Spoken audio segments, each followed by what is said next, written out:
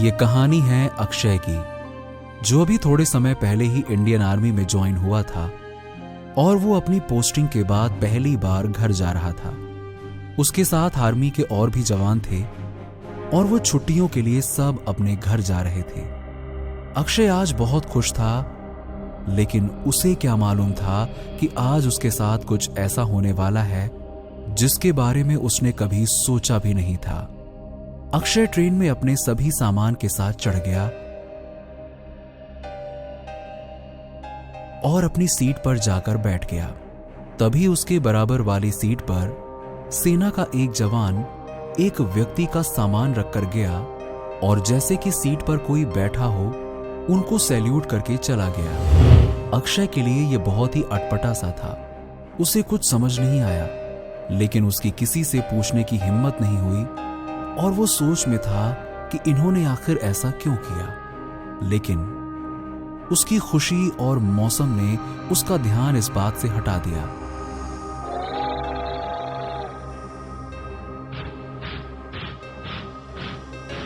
थोड़ी दूर जब ट्रेन चल चुकी थी तो उसने महसूस किया कि उसके बराबर वाली सीट पर कोई बैठा है।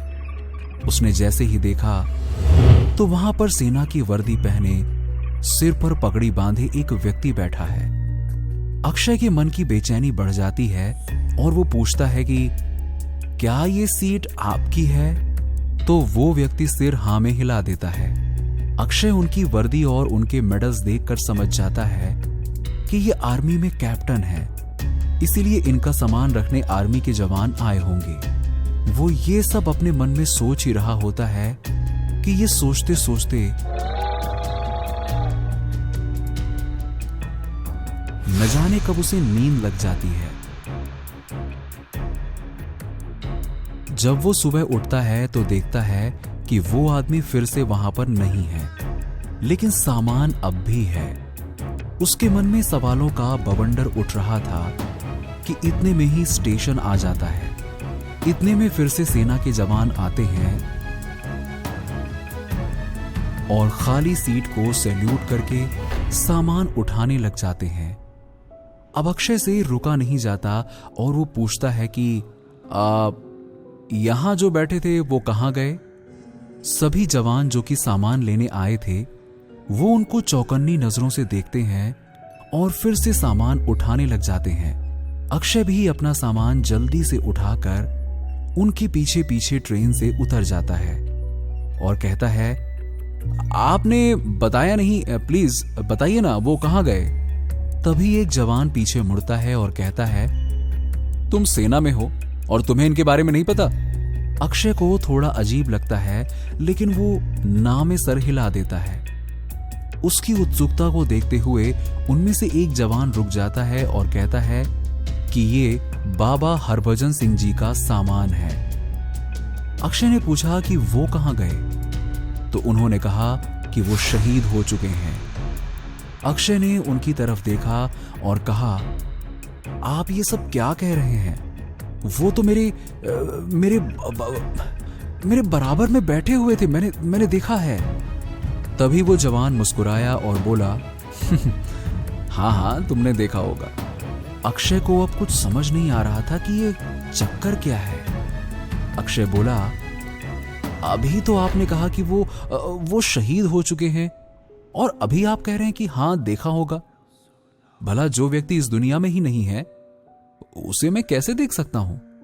और तो और आप उनका सामान क्यों और कहां ले जा रहे हैं?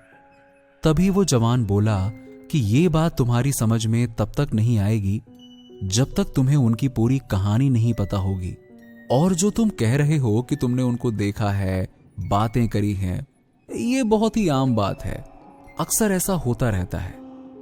अक्षय तुरंत बोला, आप मुझे उनके बारे में सब कुछ बताइए ना, आखिर ये सब क्यों होता है और मुझे इनके बारे में सब कुछ जानना है।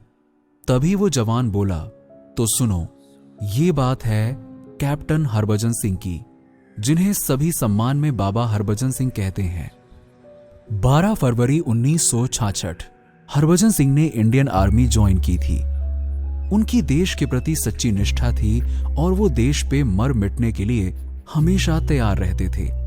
एक बार जब बाबा हरभजन सिंह सिक्किम के गंगटॉप पर अपनी ड्यूटी कर रहे थे और वहां का मौसम ऐसा है जिसके चलते बर्फबारी होना बड़ी आम सी बात है।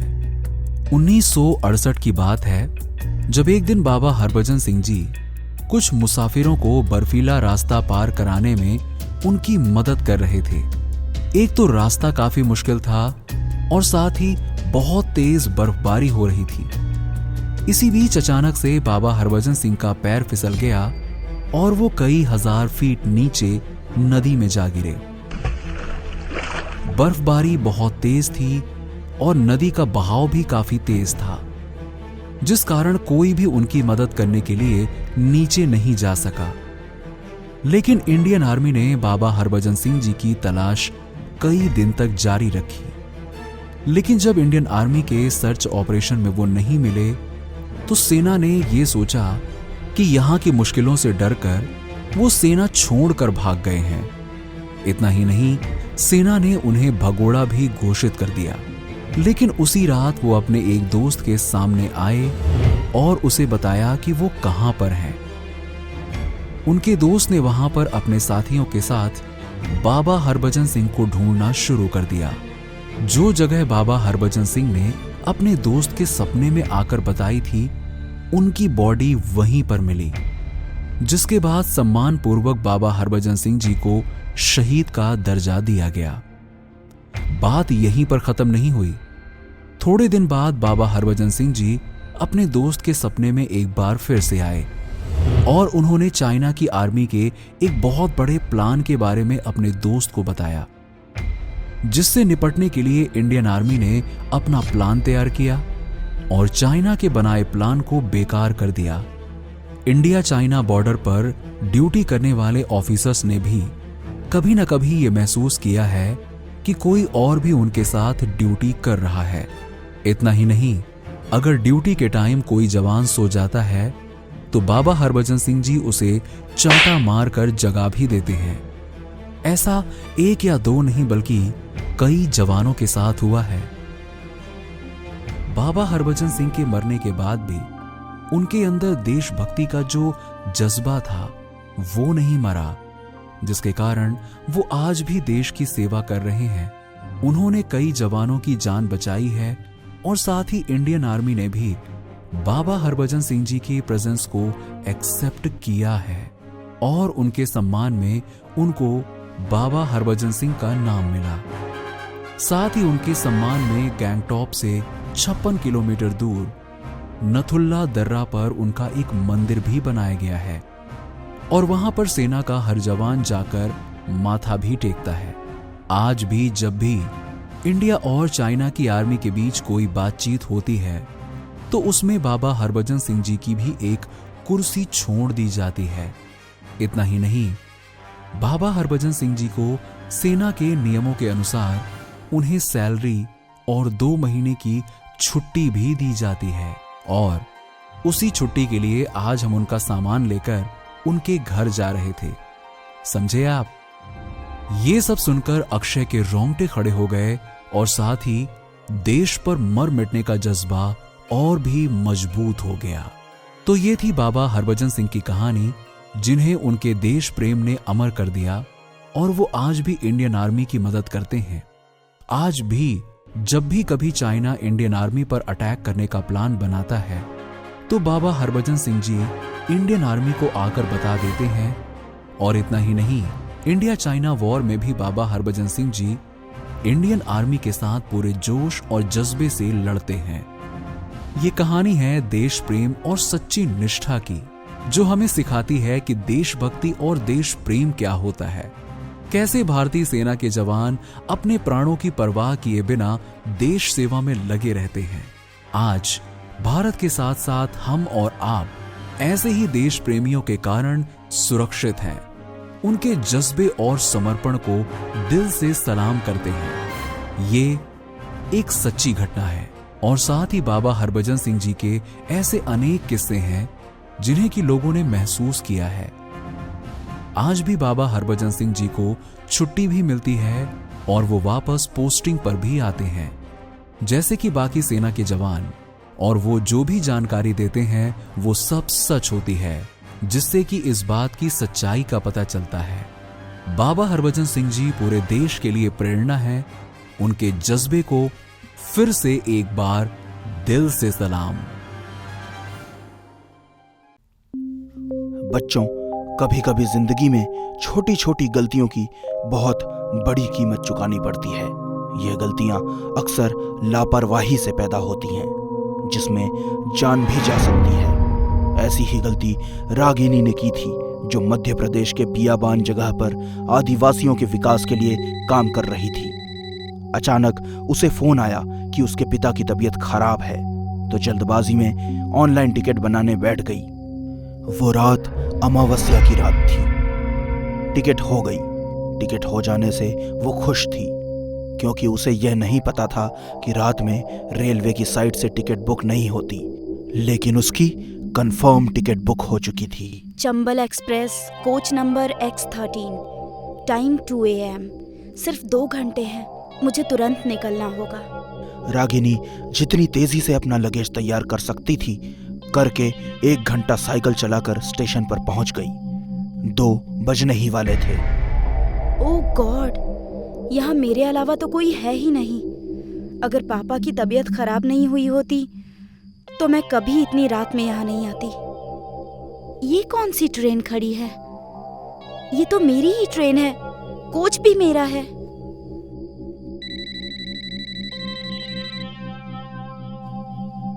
हाँ माँ, ट्रेन मिल गई है। पापा कैसे हैं? ग्रेट। हाँ, मैं 12-1 बजे तक पहुंच जाऊंगी। रखती हूँ माँ, ट्रेन में चढ़ रही हूँ। वाओ, सीट का नंबर भी तेरा है। किसी के लिए लकी, किसी के लिए अनलकी। गॉड नोज मेरे लिए क्या होगा।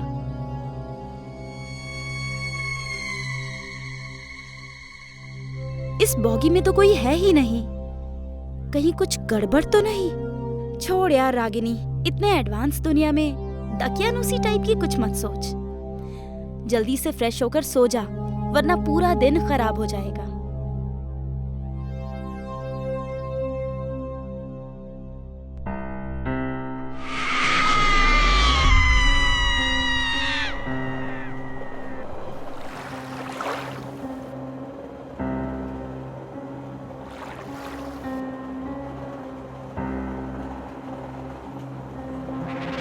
आप कौन हैं? मैं रागिनी हूँ। I'm sorry, रागिनी मैं हूँ, और ये सीट भी मेरी है। किसी के लिए लकी, किसी के लिए अनलकी। ये सीट नंबर 13 मेरी है, और मेरे पापा की तबीयत बहुत खराब है। मैं उन्हीं से मिलने अपने घर दिल्ली जा रही हूँ। प्लीज आप जो भी हैं, मेरी शक्ल का मेकअप करके मुझे परेशान मत कीजिए। मैं पहले से ही परेशान और डरी हुई हूँ।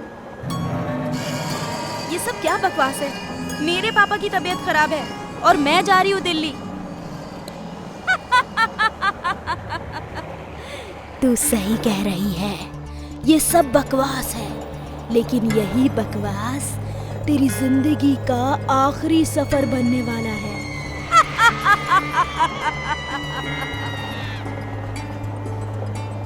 तुम कौन? ये मैं हूँ।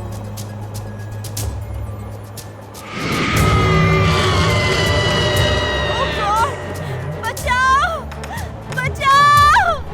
इस ट्रेन पर मेरा अधिकार है रागिनी। यहाँ मेरे अलावा कोई नहीं तुम्हें सुनने वाला। मैंने तुम्हारा क्या बिगाड़ा है? मुझे छोड़ दो।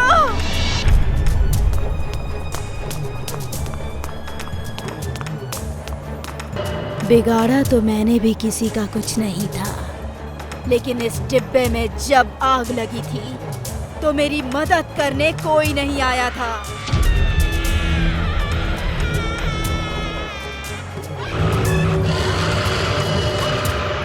मेरा भी परिवार था, मुझे उन लोगों ने उनके पास नहीं पहुंचने दिया।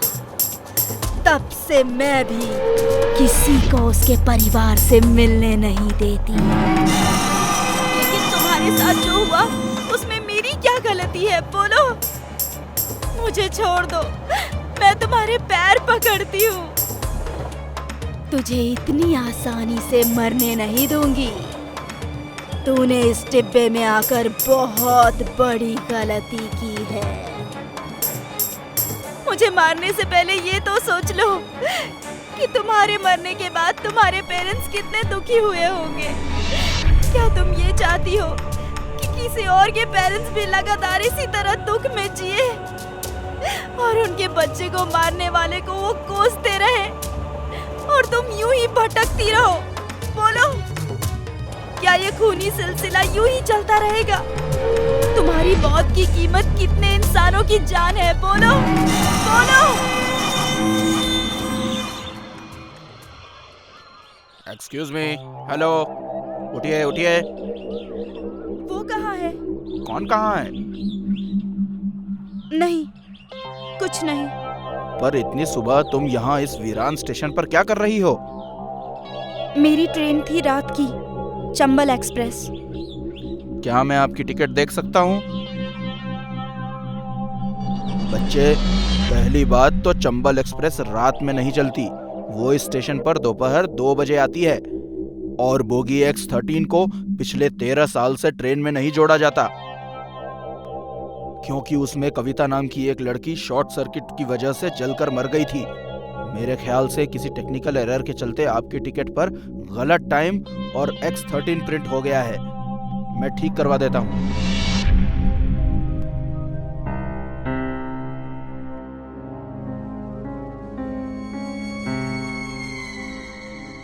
मेरी मर चुकी भावनाओं को जगाने के लिए तुम्हारा शुक्रिया।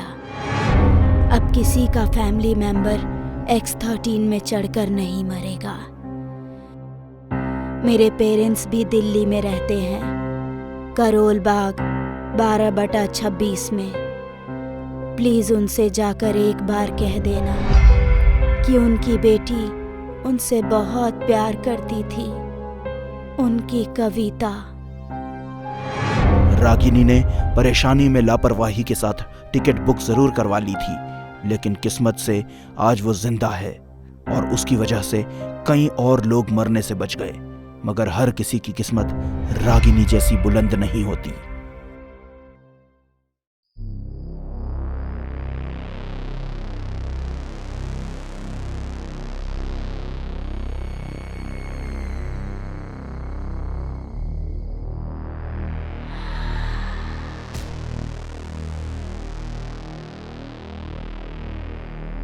हे भगवान, ये बुढ़ापा भी ना। अरे माँ जी, रुकिए, मैं उठा देता हूँ। अरे अरे बेटा, क्यों तकलीफ करते हो? मैं उठा लूंगी। अरे माँ जी, इसमें तकलीफ की क्या बात है? 1 मिनट में हो जाएगा ये सब। ये लीजिए माँ जी। सच बोलूं बेटा, बहुत सही समय पर भेजा है भगवान ने तुम्हें। झुकने में बहुत तकलीफ होती है इस उम्र में। बहुत बहुत शुक्रिया तुम्हारा। अरे इसमें शुक्रिया जैसी कोई बात नहीं है माँ जी। आप मेरी माँ की उम्र की हैं और माँ की सेवा करने से तो पुण्य मिलता है। बहुत प्यारी बातें करते हो बेटा तुम। नाम क्या है तुम्हारा? रघु। और मेरा नाम शकुंतला। अच्छा बेटा, चलती हूँ। भगवान तुम्हारा भला करे। बुरा ना माने माँ जी, तो क्या मैं पूछ सकता हूँ कि आप कहाँ जा रही हैं? इसमें बुरा मानने वाली क्या बात है बेटा? यही अट्टा पीर तक जा रही हूँ, वही मेरा घर है। तो आइए, मैं आपको छोड़ देता हूँ। मुझे भी अत्ता पीर की ओर से ही जाना है। टैक्सी है मेरे पास। ये तो अच्छा हो जाएगा। मुझसे तो चला भी नहीं जा रहा। लेकिन बेटा, तुम्हारे कपड़े तो टैक्सी ड्राइवर वाले नहीं हैं। माँ जी, वो कपड़े गंदे हो गए थे, धोने का समय ही नहीं मिला। अकेला रहता हूँ ना, शादी नहीं हुई है अभी तक, इसीलिए आज सादे कपड़ों में हूँ। यहीं पास में ही है मेरी टैक्सी, आइए। ठीक है बेटा, चलो। तो लाइए, ये सामान मुझे पकड़ाइए। अब बेटा कहा है तो बेटे वाला काम भी तो कर लूं।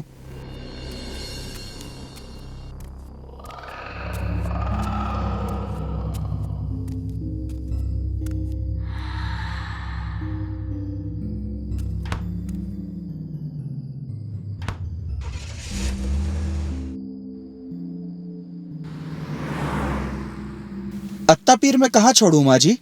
आनंद कॉलोनी में एंटर करते ही सीधे हाथ पर मोड़ लेना बेटा। उस गली में आखिरी घर मेरा ही है, 610। जी माँ जी।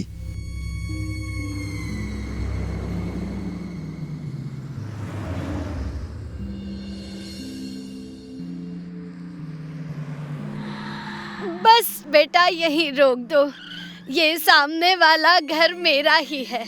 अरे वाह माँ जी, आपका घर तो एकदम महल जैसा है।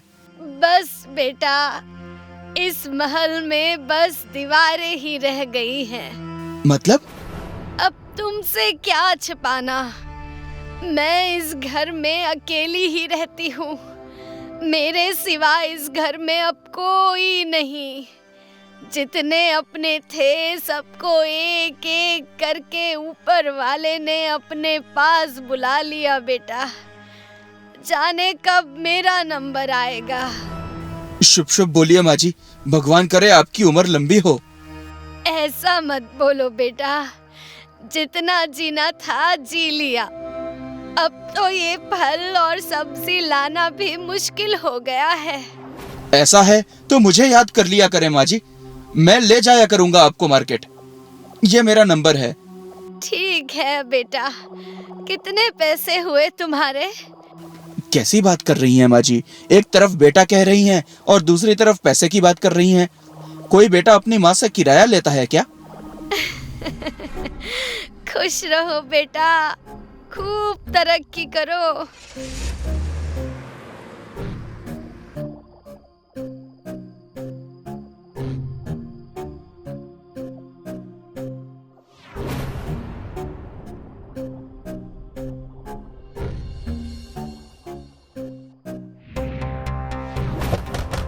हेलो हेलो सुहानी, हेलो।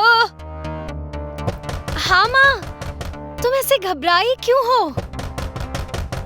बेटा बेटा, घर में चोर घुस आए हैं, हमें डर लग रहा है। दरवाजा खोलो। सुहानी, कुछ कर बेटा, कुछ कर। मैं कुछ करती हूँ माँ। वो अंदर आ गए बेटा। माँ तुम दूर रहो उनसे। हमसे होशियारी अभी बताता हूँ।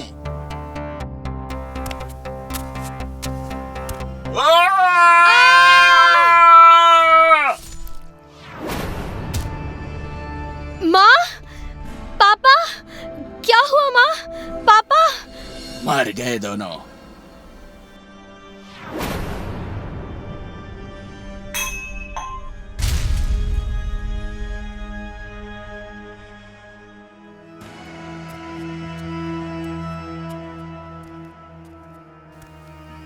संभल कर राणा, आवाज नहीं, बुढ़िया घर में ही है।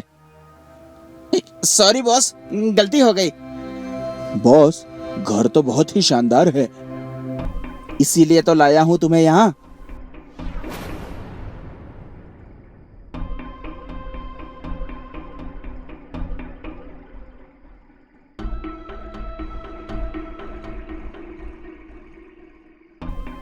ध्यान से काम करो सब, अब कोई आवाज नहीं होनी चाहिए। कौन हो तुम लोग?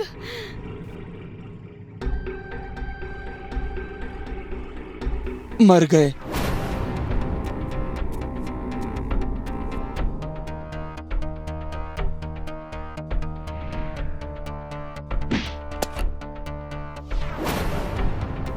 पकड़ इसे, इसके हाथ में भी सोने के कंगन है, उतार लो इसे। देखो, छोड़ दो मुझे, ये गलत है। जो तेरे लिए गलत है बुढ़िया, वो हमारे लिए सही है। दिल्ली एनसीआर और नोएडा में चोरी करते हुए हमें सालों हो गए, लेकिन हम कभी पकड़े नहीं गए। हाँ, बस एक गलती जरूर दूसरी बार हो गई। पहली गलती में आनंद विहार में रहने वाले बूढ़ा बुढ़िया मरे थे, अब तू अत्ता पीर वाली मरेगी। तो वो तुम थे रघु टैक्सी ड्राइवर? तूने पहचान लिया बुढ़िया?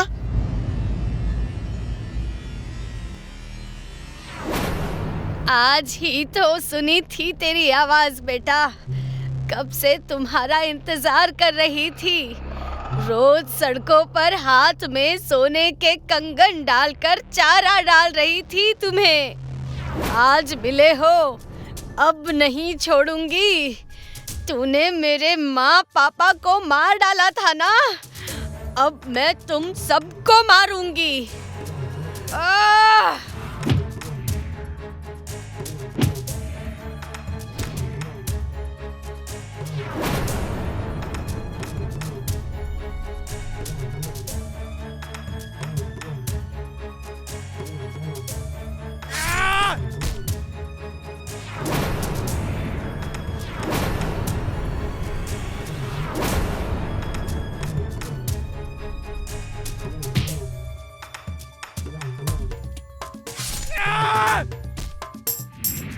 साली बुढ़िया, तूने मेरे दोस्तों को मार डाला, नहीं छोड़ूंगा तुझे मैं।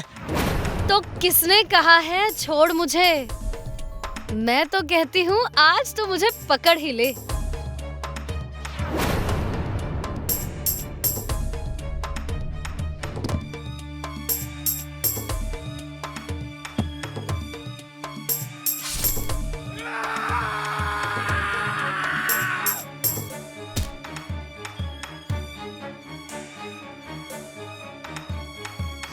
बस बस, बहुत हुआ सांप और नेवले का खेल। तुम मुझे यहाँ चारा डालकर लाई थी ना, तू मुझे चारा डालकर नहीं लाई। तेरी मौत तुझे यहाँ लेकर आई है, अब तू नहीं बचेगी। उसमें गोलियां नहीं है रघु।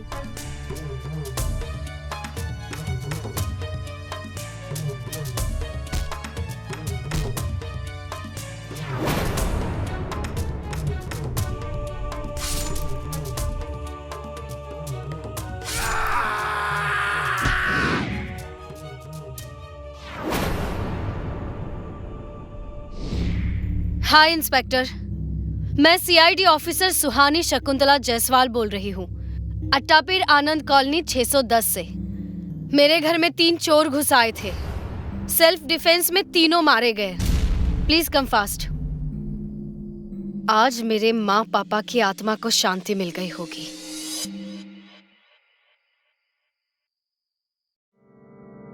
आज की हमारी कहानी का आधार है जरूरत से ज्यादा बड़ी महत्वाकांक्षा। कुछ कर गुजरने की, कुछ हासिल करने की महत्वाकांक्षा धरती पर पैदा होने वाले लगभग हर प्राणी के अंदर उफान मारती है। अच्छाई के रास्ते पर चलकर अगर कोई अपनी महत्वाकांक्षा को पूरा करता है तो ऐसे सफल व्यक्ति का इस धरती पर कोई मुकाबला नहीं। लेकिन अगर अपनी ऊंची महत्वाकांक्षा को हासिल करने के लिए कोई खून बहाने पर उतर आए तो ऐसे व्यक्ति का अंत भयानक होता है।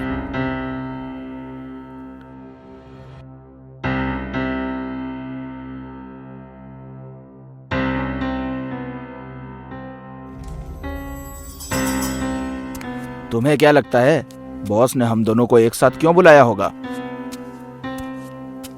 परेशान क्यों होते हो भाई? बॉस के पास ही तो जा रहे हैं, अभी पता चल जाएगा।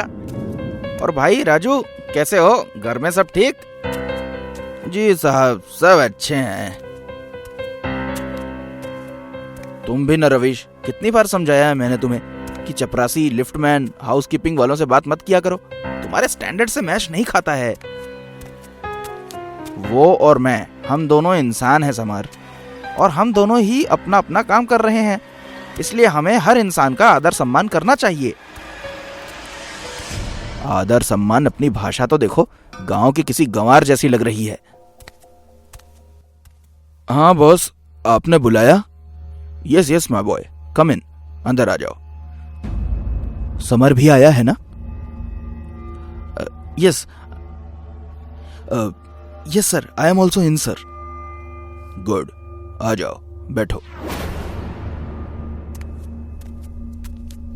क्या बात है सर, आज आप कुछ सीरियस लग रहे हैं? जिंदगी में कभी कभी कुछ फैसले लेने में बहुत मुश्किल होती है। मैं भी इसी मुश्किल वक्त से गुजर रहा हूं, इसलिए तुम्हें सीरियस दिखाई दे रहा हूं। खैर, आज मैंने इस कंपनी की जिम्मेदारी से फ्री होने का फैसला ले लिया है और इस थोड़े से समय में तुम दोनों ने इस कंपनी के लिए बहुत कुछ किया है। इसलिए किसी नए इंसान को हायर करने की बजाय सोचा कि तुम दोनों में से किसी एक को कंपनी का सीईओ बना दूं। लेकिन तुम दोनों में से किसी एक का चुनाव करना मेरे लिए बहुत मुश्किल था, लेकिन किसी एक का ही चुनाव करना जरूरी भी था। लगता है भगवान ने मेरी सुन ली। मैं उम्र और तजुर्बे दोनों में रवीश से बड़ा हूं। मैं ही सीईओ बनूंगा। कल नए सीईओ की ऑफिशियल इंफॉर्मेशन सब जगह दे दी जाएगी। सो कल से Balraj group of information technology का नया सीईओ होगा रवीश।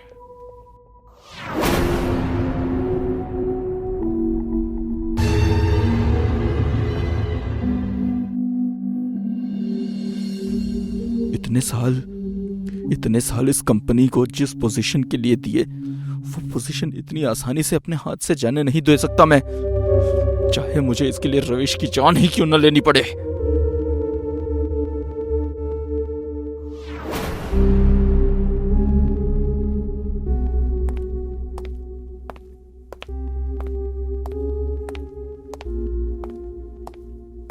Congratulation CEO sir. अरे क्या भाई, वैसे सच कहूं तो ये पोस्ट मुझे नहीं तुम्हें मिलनी चाहिए थी। तो पोस्ट मुझे दे दो। अरे मजाक कर रहा हूं, चल सेलिब्रेट करते हैं। आज की पार्टी मेरी तरफ से।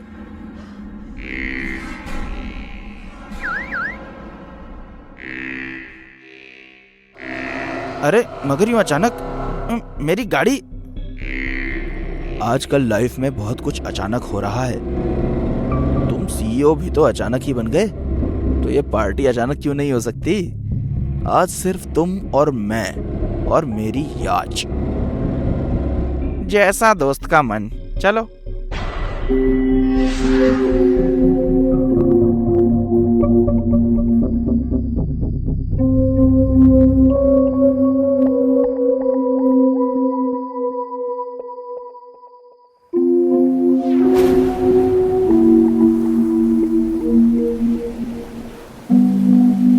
समर, जैसी उथल पुथल इस समुंदर में आज हो रही है, वैसी ही उथल पुथल आज मुझ में हो रही है।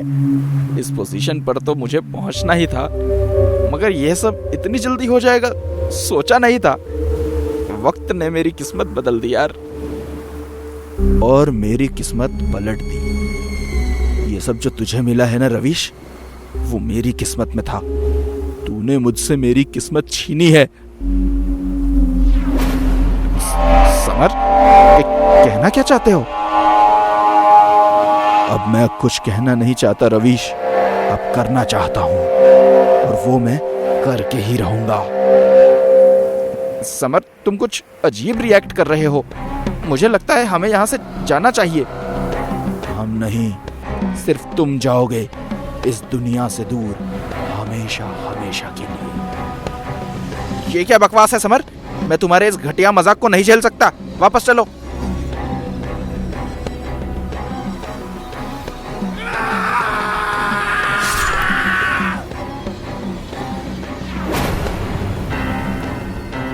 इंटरनेशनल कंपटीशन में सेकंड पोजीशन आई थी मेरी।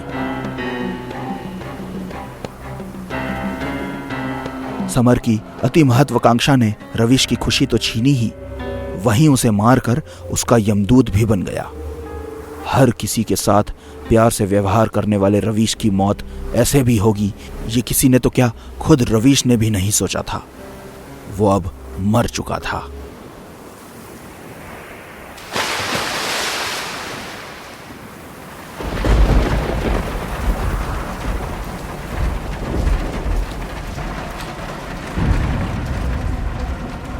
हर जगह तलाश लिया है सर, रवीश का कहीं कुछ पता नहीं चल रहा। लगता है सीईओ की पोस्ट मिलने का पता चलते ही उसने अपने असली रंग दिखाने शुरू कर दिए हैं। कहीं किसी 5 स्टार होटल के रूम में पड़ा होगा शराब पीकर। खैर, वक्त को शायद यही मंजूर था कि सीईओ रवीश नहीं तुम बनो। Are you sure sir? तुम्हें मेरे फैसले पे कोई शक है? नो सर, बिल्कुल नहीं। मेरे कहने का मतलब था कि कल तक का वेट कर लेते हैं। वक्त और बिजनेस किसी के लिए नहीं ठहरता समर। अनाउंसमेंट कल के लिए टाल दो और तैयारी करो। जी सर, थैंक यू।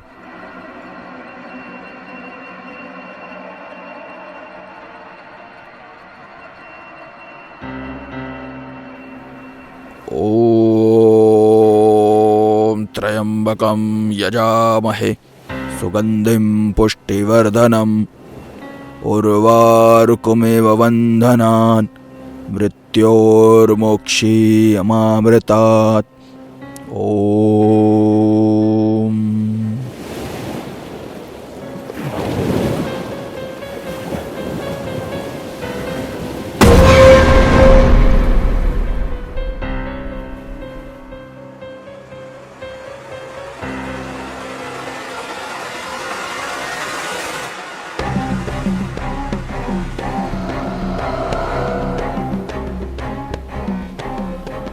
प्रभु की इच्छा लाई है, प्रभु की इच्छा लाई है तुझे मेरे पास। उन्हें भी न्याय चाहिए, तुझे भी न्याय चाहिए। मिलेगा, न्याय मिलेगा। ओम भट।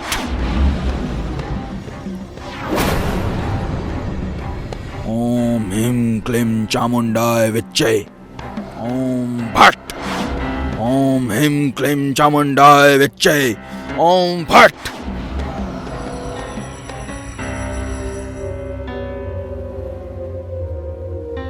जा बालक, न्याय कर। न्याय मिलते ही वापस अपनी दुनिया में चले जाना।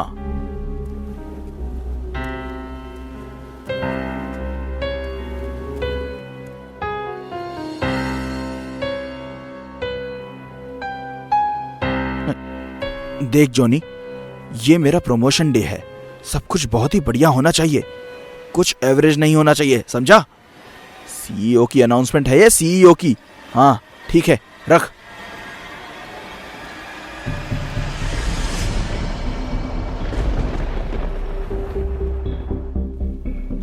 रवीश, वो यहां कैसे आ सकता है? नहीं, ये नहीं हो सकता, ये नहीं हो सकता। हैरान है कि मैं यहाँ कैसे आ गया? हाँ हाँ, तुम तो मर चुके हो। फिर मरने मारने का हक तेरे पास नहीं है, ऊपर वाले के पास है। उसी ऊपर वाले ने मुझसे कहा कि सिर्फ मेरा ही वक्त पूरा नहीं हुआ है, मेरे दुश्मन दोस्त का भी वक्त पूरा हो गया है, जिसने तुझे अपनी स्वार्थ भरी महत्वाकांक्षा के चलते मार दिया। मेरे परिवार के बारे में जरा सा भी नहीं सोचा।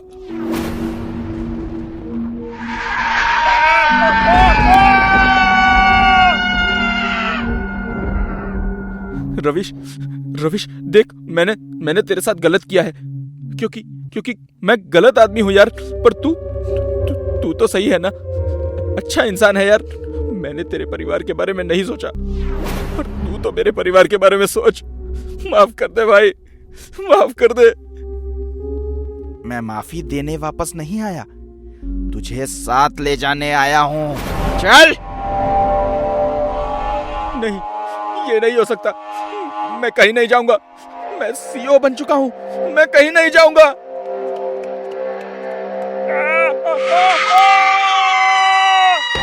भागता कहाँ है आस्तीन के सांप? तेरा फन कुचलने के लिए ही तो मैं आया हूं।